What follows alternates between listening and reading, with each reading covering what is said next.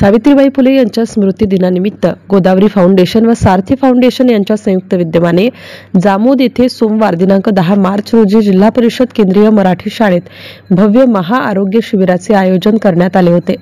शिबिरामध्ये हृदयरोग व जनरल विभाग, हाडांचे विकार, नाक कान घसा विभाग, नेत्रविकार विभाग, सर्जरी विभाग, ECG व स्त्रीरोग विभाग अशा एकूण 7 विभागात शेकडो रुग्णांची तपासणी करून 38 रुग्णांना पुढील तपासणी व ऑपरेशन करिता जळगाव येथील उल्हास पाटील वैद्यकीय महाविद्यालयात रेफर करण्यात येणार आहे। रुग्णसेवा हीच खरी ईश्वर सेवा असल्याचे मत जामोदच्या सरपंच सौ गंगूबाई दामधर यांनी या प्रसंगी बोलताना व्यक्त केले।